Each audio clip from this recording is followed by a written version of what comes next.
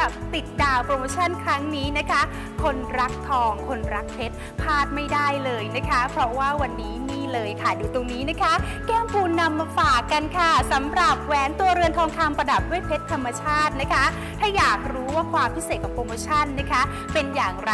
ไปรับชมกันเลยค่ะวงแรกค่ะคุณผู้ชมนะคะรหัส36705ค่ะแหวนทองคำแท้ 10K ประดับเพชรธรรมชาตินะคะประมาณ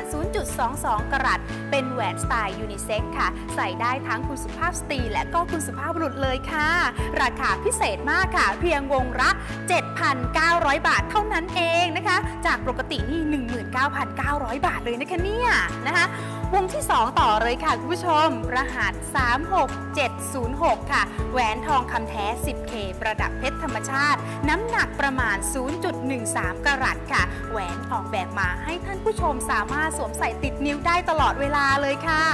ราคาพิเศษสุดๆสำหรับติดดาวนะคะเพียงวงละ 5,900 บาทจากปกติ 15,900 บาทค่ะเท่านั้นไม่พอค่ะคุณผู้ชมคะโปรโมชั่นต่อที่2เพียงท่านผู้ชมสั่งซื้อ2วงนะคะรับไปเลยส่วนลดพิเศษอีกถึง 2,000 บาทด้วยกันโอ้โหจากปกตินี่ 13,800 บาทนะคะเหลือเพียง 11,800 บาทถ้าชอบก็อย่ารอช้ากันนะคะรีบหยิบโทรศัพท์กดโทรเข้ามาเลยค่ะนะคะ02-105-4093ค่ะเอาไว้ใส่เป็นแหวนคู่กิ๊บเก๋มาเลยค่ะ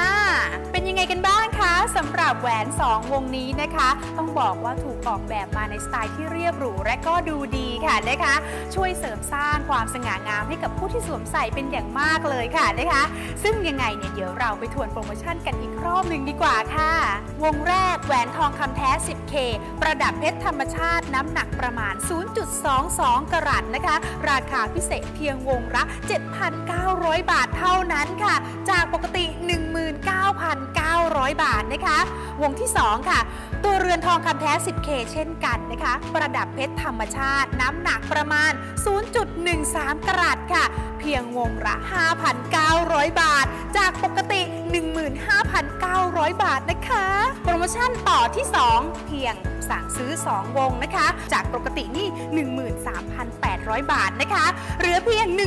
11,800 บาทถ้าชอบก็อย่ารอช้ากันนะคะรีบหยิบโทรศัพท์กดโทรเข้ามาเลยค่ะนะคะ